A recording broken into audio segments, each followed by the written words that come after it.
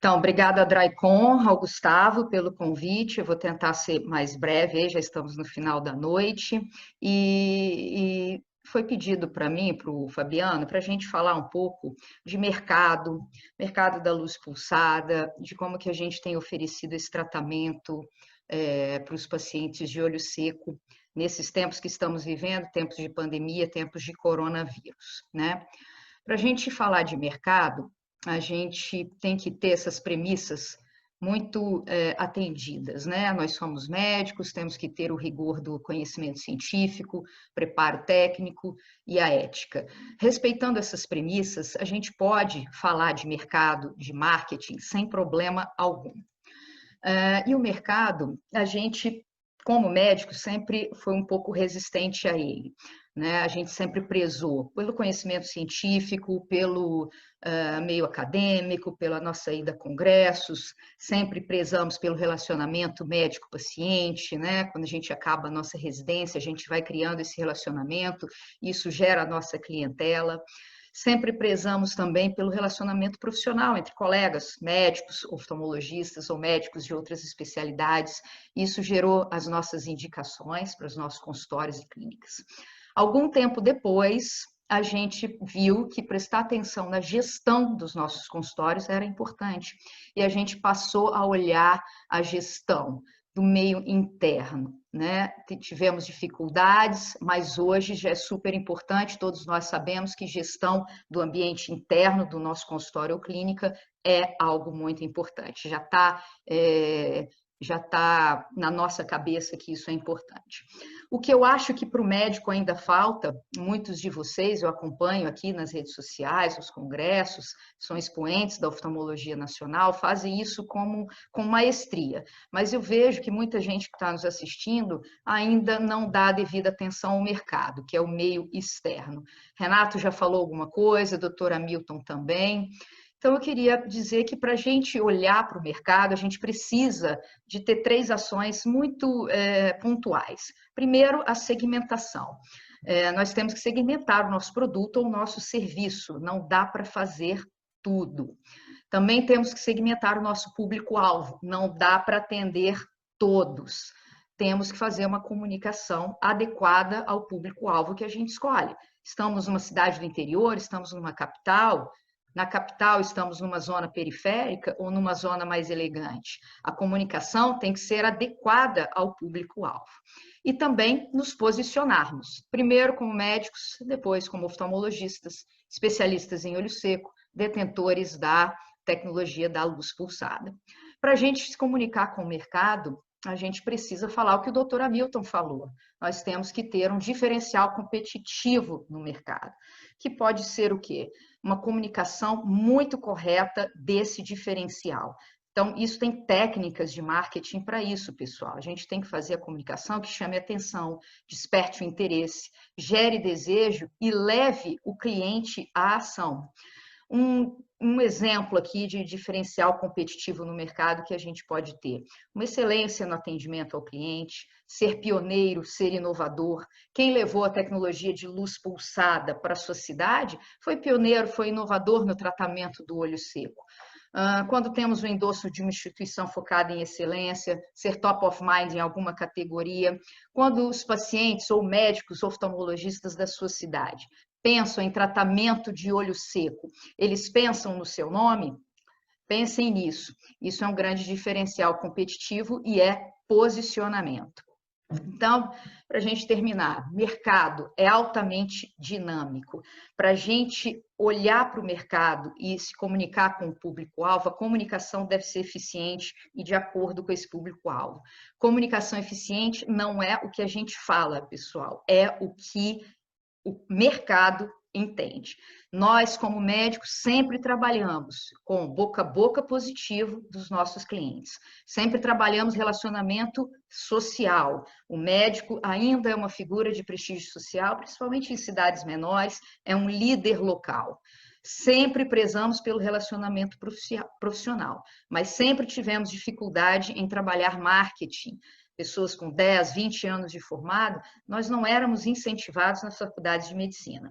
Mas o mundo mudou. e a gente precisa adquirir novas habilidades, não só habilidades técnicas, científicas, como médicos que somos, mas também temos que adquirir habilidades de gestão e habilidades de mercado. Gestão é o meio interno do nosso consultório, mercado é lá fora, onde a gente vai buscar o melhor cliente para o nosso consultório. Para trabalhar a luz pulsada, eu acho que a gente tem que falar que é uma terapia ser oferecida para os pacientes de olho seco. Nessa comunicação eficiente, a gente tem que criar uma demanda positiva para que os pacientes desejem fazer o procedimento. A gente tem que sempre agregar valor ao nosso procedimento, fazer uma explicação minuciosa, utilizar recursos audiovisuais. Por exemplo, o vídeo da Drycon é um vídeo bem diagramado, ele explica muito bem o mecanismo de ação da terapia. Isso cria mais aceitação do paciente para a terapia de olho seco. E a luz pulsada, ela pode ser uma unidade muito rentável, uma unidade de negócio muito rentável no consultório ou na nossa clínica, principalmente agora em tempos de pandemia, em que houve uma diminuição muito drástica da nossa produtividade, houve uma diminuição praticamente de 100% das nossas cirurgias. Então, a luz pulsada para tratar olho seco foi uma oportunidade também, nessa crise de olho seco, de manter algum fluxo de caixa aí nos nossos consultórios. Para terminar, em tempos de Covid, o que eu fiz aqui em Vitória, no Espírito Santo, algumas ações que eu tive que achei que foram bastante positivas. A primeira foi comunicar ao mercado que o olho seco tinha piorado durante a pandemia, devido à piora, a maior exposição a telas, ao estresse, uso de medicação, sono alterado, etc. Essa comunicação para o público-alvo tem que ser de maneira eficiente. E eu consegui utilizar todos esses meios de comunicação com o mercado, redes sociais, blogs, entrevistas em TV, jornais.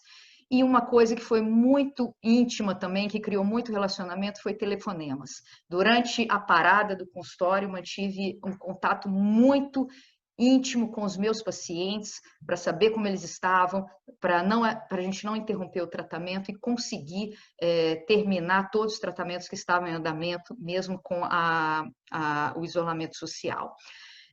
Uma outra coisa que eu fiz que eu acho que foi muito legal foi ter gravado um vídeo e soltado numa lista de transmissão pelo WhatsApp. Isso criou também um relacionamento muito estreito com os meus pacientes já. Os pacientes que já eram meus pacientes do meio interno, mas eu também me comuniquei muito com o mercado. A outra coisa foi comunicar que existe a terapia de luz pulsada como adjuvante no tratamento do olho seco. O mercado tem que saber isso, que você tem essa terapia e que ajuda no tratamento do olho seco. E durante a pandemia também comuniquei que havia a possibilidade de fazer o tratamento domiciliar.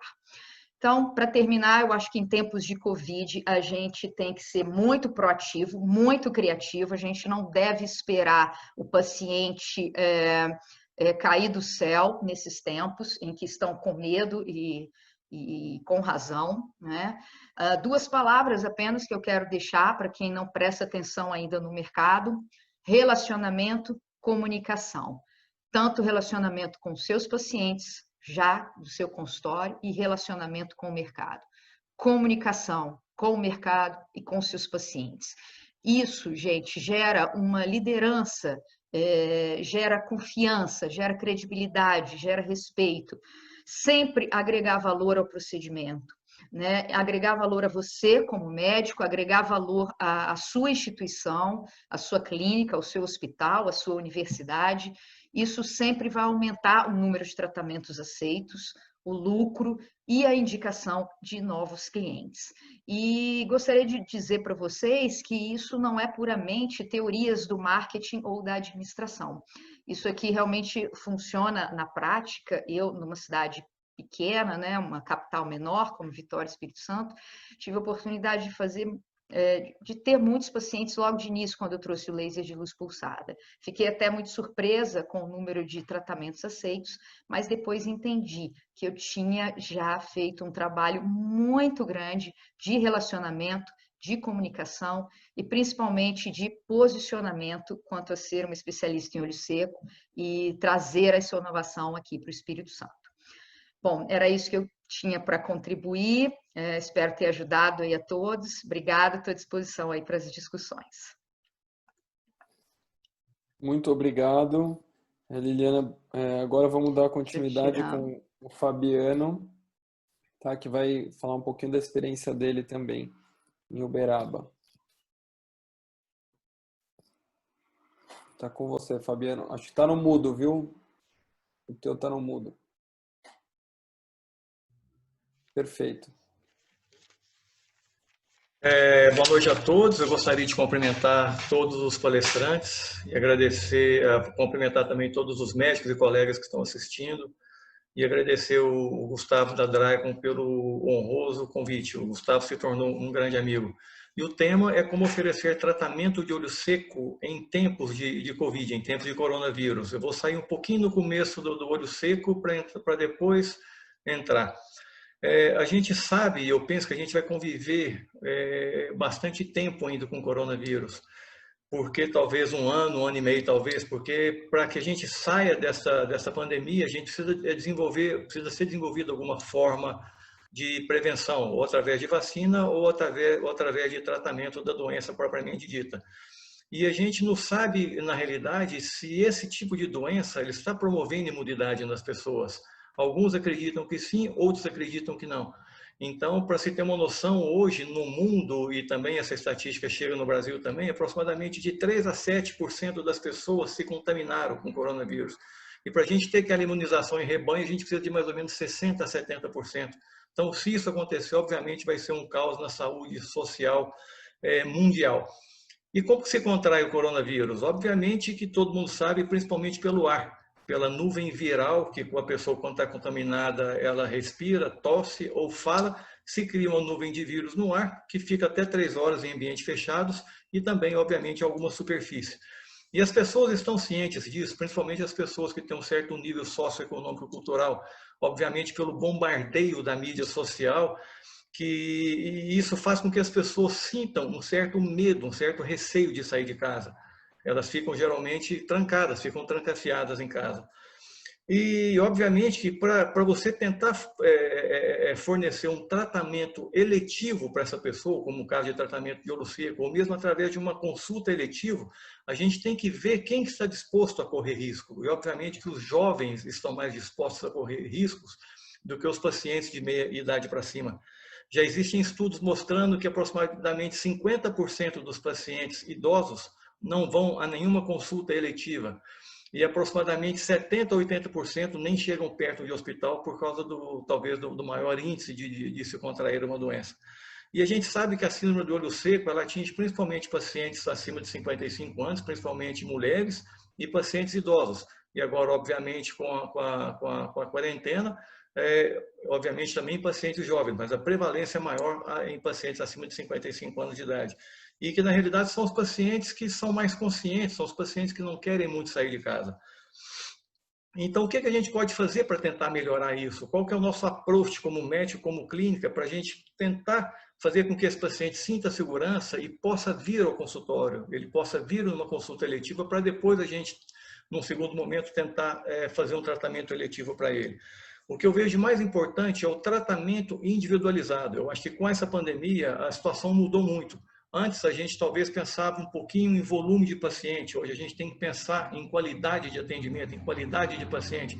A gente não pode agrupar muita gente numa sala de espera, não tem como fazer isso mais. A gente tem que manter o distanciamento social. Então, hoje, por exemplo, na minha clínica antes da pandemia, em Uberaba, na nossa clínica, a gente atendia uma média de 60 pacientes dia. Hoje a gente atende de 15 a 18 pacientes dia, entendeu? De maneira bem paulatina, de maneira bem criteriosa. Hoje a gente dá prioridade a pacientes acima de 50 anos, porque são pacientes que são mais cuidadosos, eles têm mais cuidados com eles e, obviamente, vão ter mais cuidado com a gente também. E a gente sabe que os pacientes acima de 50 anos precisam mais da gente, porque são pacientes que têm mais possibilidade de ter olho seco, mais possibilidade de ter catarata, mais possibilidade de ter glaucoma, mais possibilidade de ter comorbidades como diabetes, hipertensão, artrite reumatoide, etc., problema de retina, etc. Então, 80% do nosso atendimento hoje é acima desses pacientes, acima de 50 anos de idade. Então, qual que é o protocolo de atendimento que a gente desenvolveu hoje para atender esses pacientes no momento de pandemia? Porque na minha cidade a gente não está chegando nem perto do pico ainda. Primeiro, uma triagem por telefone. A gente pergunta para o paciente se ele tem algum sintoma gripal ou se ele teve contato com alguém que teve coronavírus. E muitos filhos de pacientes idosos perguntam para a gente se o paciente vai ficar muito tempo na clínica, se ele vai ficar muito tempo na sala de espera, se ele vai ficar muito tempo em contato com outras pessoas. Então, por isso que neste momento, na minha opinião, o atendimento individualizado é muito importante. Então, essa nossa clínica em Uberaba, Minas Gerais, o paciente, quando chega ao consultório, ele já entra na clínica colocando álcool gel nas mãos, ele pisa num tapete sanitizante, esse tapete com hipoclorito, e na medida que ele entra na clínica, a nossa atendente já afere a temperatura, e pacientes com temperatura acima de 36,8, 37, a gente pede gentilmente para ele retornar à sua casa, para que ele volte após 15 dias. Na clínica, a gente tenta manter o distanciamento social mesmo com os nossos atendentes. Todos os nossos atendentes usam máscara N95 e o face shield. E é importante, se possível, deixar a área ventilada. Como eu disse, o vírus pode ficar até 3 horas no ar quando não tem ventilação. Então, uma sala de espera que nossa sala de espera, nessa primeira, cabia 20 pessoas, a gente trabalha com apenas 3 cadeiras. A gente atende hoje um paciente a cada 40 minutos. E é importante o paciente perceber também que depois de cada atendimento, de cada lugar que ele senta, a nossa atendente vem com álcool a 70% e esteriliza todo o ambiente que o paciente entra em contato. E esteriliza todo o chão da clínica também de hora em hora. E, obviamente, após o diagnóstico do olho seco ou da disfunção de glândula de Meibômio, a gente propõe o tratamento com a luz pulsada de RPL. A gente sabe, já foi dito aqui, que o tratamento é muito seguro, tem uma eficácia de aproximadamente 80%. A maioria dos pacientes ficam muito satisfeitos com o tratamento. E o que a gente fazia antes da pandemia, a gente fazia uma média de 15 a 20 sessões nesse período. Agora a gente está fazendo isso de forma individualizada. E é importante a gente relatar também, principalmente para os recém-formados, para os recém-oftalmologistas, que o olho seco é uma doença que você tem que prestar atenção nela, você tem que ter carinho com ela, tem que se dedicar a ela. Porque muitas vezes o paciente, na entrelinha, ele fala que ele está com sintoma de olho seco, sensação de areia, e muitas vezes no ímpeto nosso é simplesmente ele passar um colírio lubrificante sem aprofundar um pouquinho no diagnóstico. Então a gente tem que dar atenção ao olho seco, utilizando de tecnologia, obviamente, de tecnologia por imagem, mostrando o que é uma glândula sadia, o que é uma glândula que não está funcionando bem, e obviamente em relação aos outros testes.